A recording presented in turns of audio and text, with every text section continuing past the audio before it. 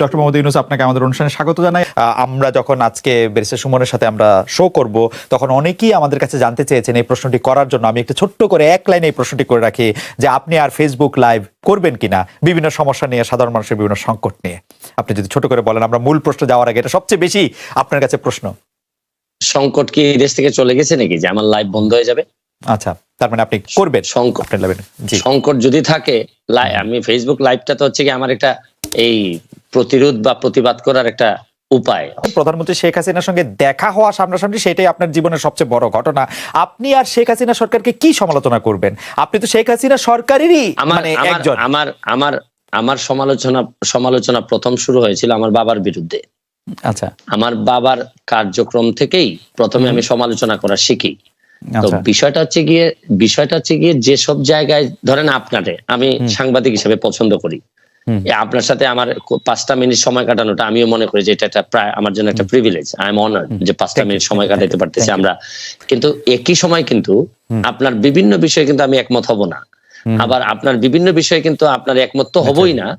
মানে বিনয়ের সাথে আমি আপনার সাথে চরমভাবে বিরোধিতা করব। আমি কিন্তু বিষয়টা কিন্তু এরকম যে আমি হয়তো আপনার পক্ষে না, আপনার সাথে একমত না, কিন্তু আপনি যাতে আপনার পক্ষ কথা বলতে পারেন এটার স্বাধীনতা আমি স্বাধীনতায় বিশ্বাস করি। সুতরাং এখানে বুঝতে হবে যে জননেত্রী শেখ হাসিনা সরকার প্রধানের সাথে সাথে উনি বঙ্গবন্ধু কন্যা। বঙ্গবন্ধু কন্যা জাতির জনকের কন্যা। উনার সাথে কিন্তু উনার কয়েকটা আইডেন্টিটি আছে, আপনারা হয়তো অনেকে একসাথে করে ফেলেন। আমার কাছে কিন্তু দেখেন, আমি কিন্তু এই এমপি হওয়ার আগেই বাংলাদেশ আওয়ামী লীগের প্রচার সম্পাদক যিনি বর্তমানে, তার বিরুদ্ধে মামলা হয়ে বাদী হয়ে কিন্তু আমি মামলা করেছি। সুতরাং আমি আওয়ামী লীগ করি, আওয়ামী লীগকে বঙ্গবন্ধুর আদর্শকে ধারণ করি, বহন করি, কিন্তু যে সব জায়গায় আমার সমালোচনা করার, যেসব জায়গায় আমার প্রতিবাদ করার, এই জায়গায় তো আমি বন্ধ হয়ে নাই বা আমি কখনো আটকে থাকি নাই, বা চেষ্টা করছি, আমি যতটুকু পারছি আমি চেষ্টা করছি। এইখানে বঙ্গবন্ধু কন্যার সাথে দেখা করতে পারাটা আমার জন্য একটা সম্মানের। এইখানে আপনারা মিলাই ফেলবেন না, কিন্তু উনি সরকার প্রধান যখন হবেন তখন সরকারের দায় যতটুকু থাকবে, যতটুকু উনার নেয়ার বিষয় আছে, এখানে আমি হয়তো উনাকে বলবো যে মাননীয় নেত্রী, এখানে আমার মনে হয় কাজ করার সুযোগ আছে। আমার হয়তো বলার এখানে একটা জিনিস হয়েছে কি, এবার সংসদে আপনি কখনো কোনো খারাপ ভাষা হয়তো শুনবেন না, বকাবকি শুনবেন না, গালাগালি শুনবেন না। এইবারের সংসদ হবে ভদ্রলোকের সংসদ। এখানে আপনি দেখবেন, কিন্তু বিরোধিতা কি হবে, মানে আপনি মনে করছেন চরম বিরোধিতা হবে। আপনি তো অরিজিনালি নৌকা, মানে আপনি নিজেও নিজেরে বলেন, এমনিও বলেন। না, এইখানেই প্রবলেমটা হচ্ছে গিয়ে আমি বঙ্গবন্ধুর আদর্শকে ধারণ করি, এবং আদর্শকে ধারণ করা মানে কি, মানে হচ্ছে গিয়ে উনার যে আদর্শটা আছে এইটা আমাদের একটা কনস্টিটিউশনের মতো, যে হাইকোর্ট কিন্তু কনস্টিটিউশনকে মানে, কিন্তু যখনই কনস্টিটিউশন ভায়োলেট করার বিষয় আসে তখন কিন্তু হাইকোর্ট একটা রুল দিয়ে দেয়। তো বিষয়টা হচ্ছে গিয়ে যে আমার এই জায়গাটা ঠিক রেখে আমার দেশটাকে বাঁচানোর জন্য, দেশটাকে ভালো করার জন্য আমার যে সব জায়গায় নক করতে হবে, এইসব জায়গায় আমি স্বতন্ত্র হিসেবে আমার তো আরো স্কোপ আরো বেড়ে গেল। রাইট। বঙ্গবন্ধুর আদর্শের কোষ্ঠী পাথরে এই বিরোধী দলের নেতা নেত্রীদের জেলে রেখে ইলেকশন করাটা কেমন আসলে? সাইদুল হক, আমি আপনার কাছ থেকে জানতে চাইবো যে সত্যি সরকার চায়, এবং একটি ফর্মুলা এসছে যে আমরা আসলে, আমি বারবার এই ফর্মুলাটি আসলে সরকার যারা সমর্থক, সাংবাদিক, বুদ্ধিজীবী তাদের কাছে শুনছি যে বাংলাদেশে নাকি দেখতে হবে এরকম একটি ছাঁকনি দিয়ে যে কারা আসলে স্বাধীনতার সপক্ষের শক্তি, কারা স্বাধীনতার সপক্ষের শক্তি দুই, তারাই আসলে সরকারি দল বা বিরোধী দল থাকবে, বাকিরা সব বাদ পড়ে যাবে। এইটি সম্পর্কে আপনার একটু মতামত জানতে চাইবো। আমি মতামত জানতে চাইবো যে সরকার কি সত্যি সব দলকে জাতীয় দল হিসেবে দেখতে চায় কিনা, আপনি এটি কি মনে করেন? আরেকটি প্রশ্ন করব যে আমি দেখলাম যে আওয়ামী লীগ সভানেত্রী যাদেরকে নমিনেশন দিয়েছেন তাদের মধ্যে অন্তত 60 জনের বেশি লোক হেরেছেন, 70 জনের মতো হেরেছেন। এটি কি আপনি সাংঘাতিক রকমের poor and bad and wrong judgement মনে করেন কিনা আওয়ামী লীগের সভানেত্রীর কাছ থেকে? আমি প্রথম প্রশ্নের জবাবে আগে আসি যে সরকার কি এটি চাচ্ছে কিনা যে Awami League B, Awami League C, Awami League D তৈরি হোক বাংলাদেশে? দেখেন, আমি যে উত্তরটা শুরু করার সময় একটা কথা বলতে চাই যে আমি পড়ছিলাম ছোটবেলায় যে অধিকার ছাড়িয়ে দিয়া অধিকার রাখিবার মতো বিড়ম্বনা নাই, বৈধতা দিলেন। এটা হচ্ছে কি আমি ব্যক্তিগতভাবে মনে করি, আপনারা দ্বিমত করতে পারেন না, এটা আমার মত হচ্ছে কি যে আমি যখন যে নির্বাচনে যান আমি আপনার কাছে ক্ষমতা দিয়ে দিলাম, ভাই যান, আপনি আপনার সাথে আমি নাই, আপনার আন্ডারে আমি নির্বাচন করব না।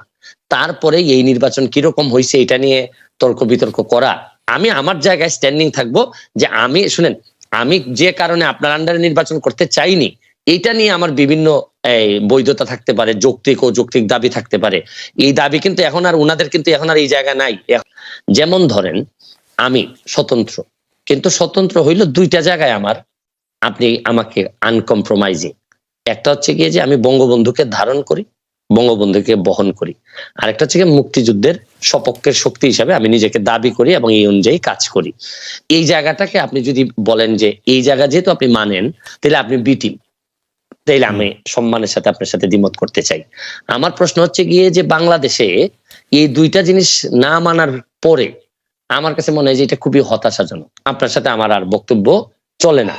ওকে, কারণ আমি এই জায়গায় কোনো ধরনের কম্প্রোমাইজ আমি করব না, বরং বিরোধী দল যারা করবেন, ধরেন বিরোধী দল বঙ্গবন্ধুর যিনি মানবেন না, তিনি আসলে এই দেশে জাতির জনককে যিনি মানবেন না, বা এই তখন তো বিরোধী দলের আমার এই কনসেপ্টটা আমার কাছে খুবই হেইজি মনে হয়।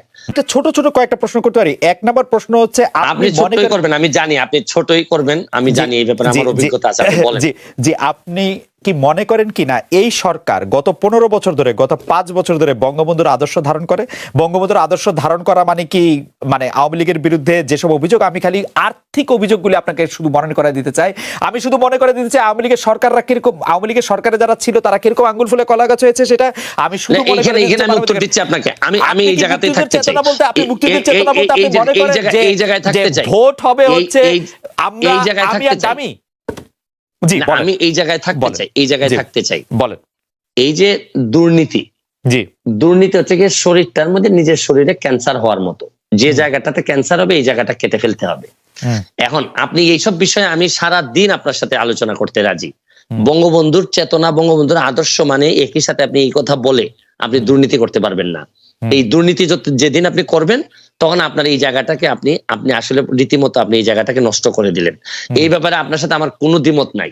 ধরেন আপনি দুর্নীতি বলেন, সন্ত্রাস বলেন, মাদক বলেন, এইগুলা তো আলটিমেটলি আমাদের যেভাবে কনস্টিটিউশনের বাইরে যায়, বঙ্গবন্ধুর আদর্শের বাইরে যায়। এই ব্যাপারে আমি কিন্তু আপনার সাথে কোনোভাবেই দ্বিমত করব না।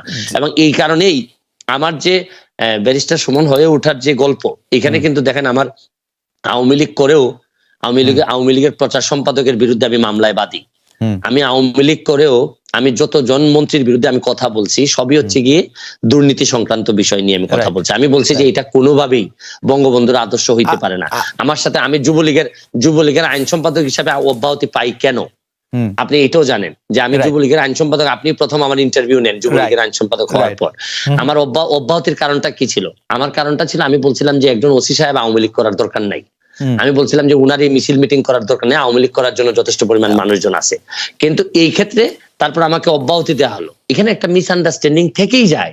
আমি বলছি বাংলাদেশের হয়েছে কি, আপনি বাংলাদেশের আদর্শ, রাষ্ট্র, সরকার প্রধান, দলীয় প্রধান, এগুলার মানুষ এমন ভাবে গুলাই ফেলে যে এখন আমরা এক জায়গায় নিয়ে কথা বলতে পছন্দ করি। আসলে কিন্তু আমি সরাসরি প্রশ্ন করি, শেখ হাসিনা বঙ্গবন্ধুর আদর্শ ধারণ করেন বলে আপনি মনে করেন কিনা? অবশ্যই। আর মুক্তিযুদ্ধের চেতনার মধ্যে আপনি বলে রাখছেন, আপনি আমাদেরকে বলছেন, অনেক দর্শক আমাদেরকে দেখছেন, আপনারা শুনলে আসলে দর্শকরা 46,000 দর্শক একসঙ্গে লাইভ দেখছেন ইউটিউব এডিটে, বড় নাম্বার। তো আমরা মনে করি যে সকল দর্শকের সামনে আপনি বলছেন যে বঙ্গবন্ধুর আদর্শ এবং মুক্তিযুদ্ধের আদর্শের বাইরে কোনো কিছু হলে আপনি তার সঙ্গে নাই, আপনি সেটির মধ্যে বলবেন। আমরা এটি দেখবো যে আপনি এটি আসলে কিভাবে এটি পালন করেন বা কিভাবে এটি এক্সিকিউট করেন। নিশ্চয়ই আপনি আমাদেরকে এটি দেখাবেন।